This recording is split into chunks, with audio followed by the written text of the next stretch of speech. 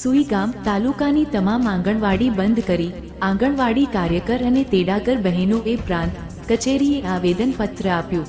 સુઈગામ તાલુકાની આંગણવાડી કાર્યકર અને તેડાગર બહેનોએ આજે પોતાની વર્ષો જૂની પડતર માંગણીઓ અને અન્યાયી નીતિઓ સામે અવાજ ઉઠાવતા દેશવ્યાપી હડતાલને જાહેર સમર્થન જાહેર કર્યું છે અને તમામ આંગણવાડી બંધ રાખી સુઈગામ તાલુકા પંચાયત આવી પ્રાંત કચેરીએ આવેદનપત્ર આપ્યું હતું, જેમાં સરકારી શોષણ બંધ કરી સન્માનજનક વેતન અને હકોની માંગ કરવામાં આવી હતી। આંગણવાડી બહેનોએ આવેદનપત્રમાં કરેલી રજૂઆત મુજબ નામદાર હાઈકોર્ટના ચુકાદાનું પાલન કરી આંગણવાડી બહેનોને માનદ વેતનના બદલે વર્ગ 3 અને વર્ગ 4 કર્મચારી ગણી કાયમી કરવામાં આવે તેવી મોગણીઓ કરી હતી। અહેવાલ નરેશભાઈ ઠાકોર, સુઈગામ, ભારત ન્યૂઝ જોવો।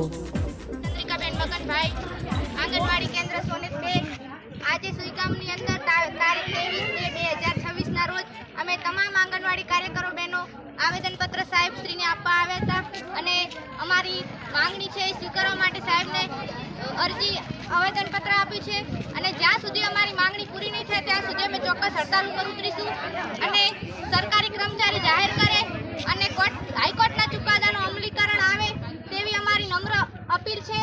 અને અમને અમારા ફોનમાં નવી એપ્લિકેશનો આપવામાં આવે છે, તે એપ્લિકેશનો અમારે નેટવર્કના કારણે અમે કોઈ કામગીરી કરી શકતા નથી અને નવા ઉપરથી અમને ભાર દબાણ આપવામાં આવે છે અને પૂર્વ પ્રાથમિક શિક્ષણની તમામ કામગીરી અમારા ઉપર સોંપવામાં આવે છે અને કેવાયસી કરો, પેલું કરો, તે કરો, હા કરો, ના કરો, છૂટા કરો તેવી અમને ધમકીઓ આપવામાં આવે છે।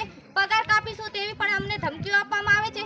તો અમે સરકારશ્રીને એવી નમ્ર અપીલ કરીએ છીએ કે અમારું જ્યાં સુધી માંગણી સ્વીકારવામાં નહીં આવે ત્યાં સુધી અમે ચોક્કસ હડતાલ ઉપર ઉતરીશું। તમામ આંગણવાડી સુઈગામ તાલુકાની તમામ કાર્યકર અને તેડાગર બહેનો, જય હિન્દ, જય હિન્દ।